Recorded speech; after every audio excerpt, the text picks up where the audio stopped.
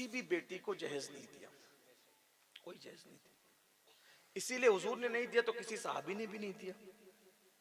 کیونکہ ہم جو لوگ سنت پہ عمل کرتے ہیں، صحابہ تو اتنے دیوانے تھے سنتوں کے کہ اگر حضور نے کہیں کھڑے ہو کے مسکرا دیا تو وہ بھی وہاں جاتے تھے صرف اس لیے کہ ہم بھی وہاں کھڑے ہو کے مسکرائیں گے. ہاں، اگر حضور علیہ السلام کا امامہ کسی درخت میں الجھ گیا، وہ تو الجھ گیا تو قدرتی طور پہ الجھا، تو وہ وہاں جاتے تھے اور جا کر کے امامہ الجھاتے تھے تاکہ اس ادا کو ہم ادا کریں. حضور علیہ السلام نے کہیں کھڑے ہو کے یعنی کہ کہیں بیٹھ کر کسی مقام پہ ہڈی چوس لی ہے تو وہ وہاں بیٹھ کے ہڈی چوستے تھے تاکہ یہ بھی ادا ہو جائے. ایک مرتبہ ایک صحابی ایک جگہ کھڑے ہو کے مسکرا رہے ہیں، کسی نے کہا کوئی مسکرانے کی وجہ نہیں، کیوں مسکرا؟ مجھے بھی وجہ نہیں معلوم، میں تو بس اتنا جانتا ہوں میرے آقا یہاں کھڑے ہو کے مسکرائے تھے اس لیے میں بھی مسکرا. یہ صحابت ہے. تو اگر رسول اللہ نے اپنی کسی بیٹی کو جہیز دیا ہوتا تو صدیق اکبر بھی اپنی بیٹی کو جہیز دیتے، فاروق اعظم بھی دیتے، عثمان غنی بھی دیتے، مولا علی بھی دیتے. حضور نے جہیز دیا اور صحابہ نے نہیں دیا. بتاؤ عرب میں آج بھی عرب میں جہیز کا سسٹم ہے کیا؟ بتاؤ. تو یعنی صرف سنت ہندوستان والوں کو یاد رہ گئی، وہ بھی صرف جہیز کی سنت. نماز کا فرض بھول گئے، روزے کا فرض بھول گئے، داڑھی کا واجب بھول گئے، قرآن پڑھنا بھول گئے، دین بھول گئے، نماز جمعہ کی 14 رکعتیں بھول گئے، سب بھول گئے، صرف جہیز یاد رہا. نفس کے غلام اور نفس کے بندے ہو، فرض بھول گئے، صرف جہیز کی سنت یاد ہے. عرب والوں کو نہیں یاد، شام والوں کو نہیں یاد، یمن والوں کو نہیں یاد. کیا سنت کے پابند ہو ہندوستان والوں؟ یہ سنت یاد ہے. اب میں آپ کے سامنے یہ بات رہا، اب پتہ نہیں کچھ پیٹ پالو لوگ بھی ہیں، وہ تو یقیناً اٹھ کر کے کھڑے ہوں گے کہا کہ اس نے تو غلط کہا. کچھ ہے آپ کی تائید بھی کرتے ہیں نا، کچھ بگڑے ہوئے لوگ آپ کی حمایت کرتے ہیں، ہم یہاں کرتے ہیں، مجھے ان کی پرواہ نہیں.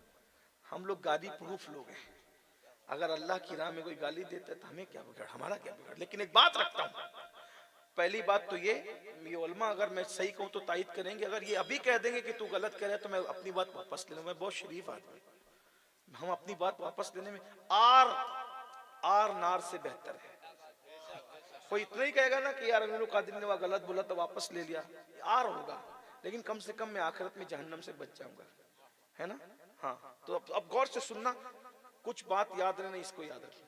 حضور کی ایک بیٹی نہیں ہے، ہم تو بیٹی بولنے بھی ڈرتے ہیں. حضور کی ایک شہزادی نہیں ہے، حضور کی 4 شہزادی ہیں. کتنی شہزادی ہیں؟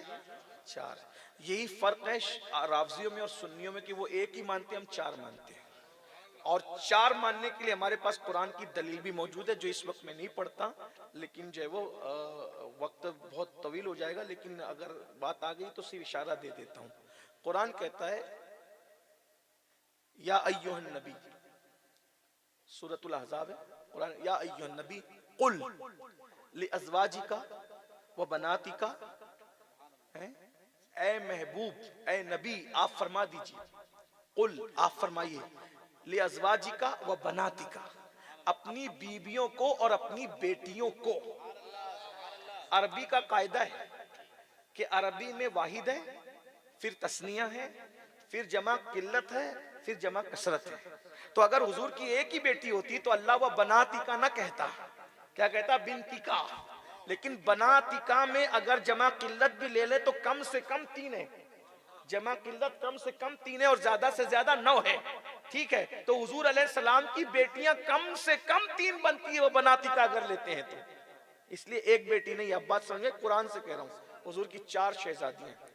اب آپ سے پوچھتا ہوں، اگر آپ یہ کہتے ہیں کہ رسول اللہ نے سیدہ فاطمہ کو جہیز دیا تو آپ کو یہ ثابت کرنا پڑے گا کہ سیدہ زینب بنت محمد کو بھی جہیز دیا، سیدہ رقیہ بنت محمد کو بھی جہیز دیا، سیدہ ام کلثوم بنت محمد کو بھی جہیز دیا.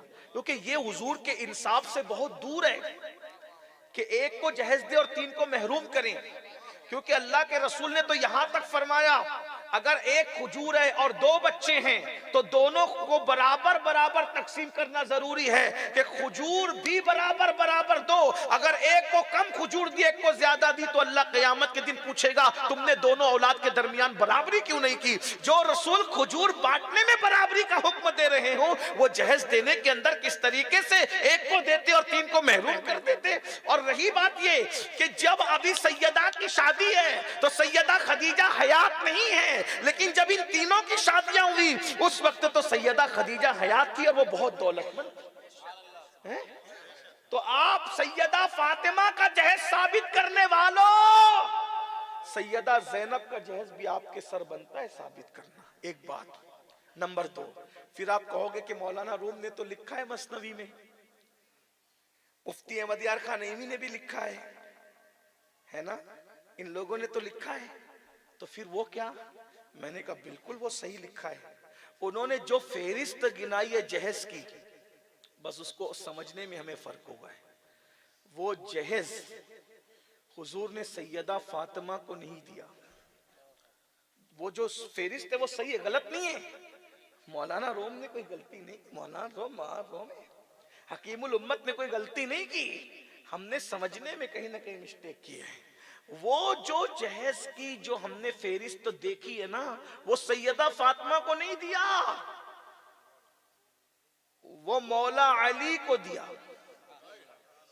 وہ کس کو دیا؟ کس کو دیا؟ ہاں تو کہا داماد کو تو دیا نا. میں نے کہا داماد کو نہیں دیا، بھائی کو دیا. اگر داماد کو دیتے تو حضرت عاص کو بھی دیتے، اگر داماد کو دیتے تو حضرت عثمان کو بھی دیتے. حضور نے داماد کو نہیں دیا، نہ بیٹی کو دیا نہ داماد کو دیا. دیا کس کو؟ اپنے بھائی کو دیا. اگر آپ بھی بھائی کو دے رہے ہو تو تمہاری جوتیاں سر پہ رکھنے کے لیے تیار ہو. تو کہا حضور نے بھائی کو کیوں دیا؟ میں نے کہا بھائی کو اس لیے دیا کہ اصل میں یہ تھا کہ حضرت مولا علی کے جو والد تھے ان کے زیادہ بچے تھے، تو حضور علیہ السلام نے اپنے چچا حضرت عباس کو کہا کہ چچا میرے چچا کے بچے زیادہ ہیں تو ان کا بوجھ کم کر لیتے ہیں، تو ایک کام کرتے ایک بچہ آپ لے لے ایک بچہ میں لے لیتا ہوں، ہم ان کے بچے پرورش کر لیتے، باقی بچوں کی پرورش وہ کریں گے تو ان کا تھوڑا سا بوجھ ہلکا ہو جائے گا. تو کیا ہوا؟ حضرت جعفر چلے گئے حضرت عباس کی پرورش میں، اور خدا کی شان یہ کہ 4 سال کی عمر سے مولا علی آ گئے رسول اللہ کی پرورش میں اور حضور کے گھر آ گئے. تو مولا علی کو پالا کس نے؟ رسول اللہ نے.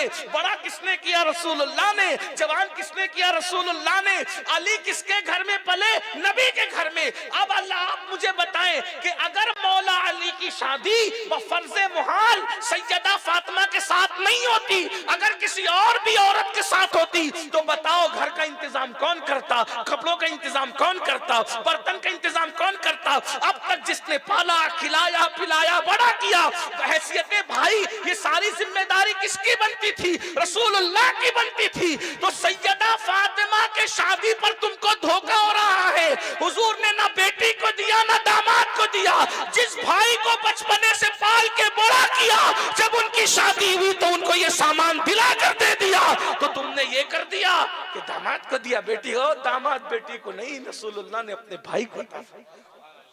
ناکام یہ قسمت کی چھوٹی سی کہانی تھی، تم نے تو اسے بیدم افسانہ بنا ڈالا.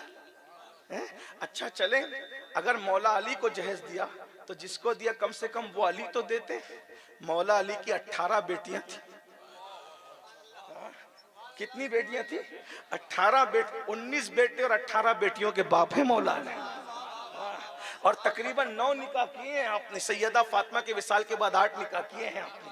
ہاں خود جب لیا جہیز تو یہ سنت چلو کسی کو نہیں پتا، علی پاک کو تو معلوم. تو 18 بیٹیوں میں کس کس کو جہیز دیا وہ بھی بتاؤ. پتا یہ چلا بہت معذرت کے ساتھ کہ حضور نے بھائی کو دیا تھا، ہم نے بیٹی کے سر ڈالا، داماد کے سر ڈالا. جہیز کا بائیکاٹ کرنا. اگر بیٹیوں کی آبرو سے ہمدردی ہے، بیٹیوں کے ایمان سے ہمدردی ہے، اگر سیریس ہو ایمان بچانے کے لیے، تو مالدار طبقہ یہ طے کرے کہ میں نے جہیز نہیں لینا. جب یہ تقریر میں نے پہلی بار مالیگاؤں میں کی تو پورے مجمع نے ہاتھ اٹھایا. جتنے کنوارے لڑکے تھے انہوں نے کہا ہم جہیز نہیں لیں گے، سسر دے گا تو بھی نہیں لیں گے. زندگی میں جاؤ کبھی بھی دینا شادی میں نہیں لیں گے، اور جتنے لوگ بڑی عمر والے تھے انہوں نے کہا بچوں کی شادی کریں گے تو نہیں لیں گے، اور الحمدللہ میرے شہر مالیگاؤں کے اندر یہ شادی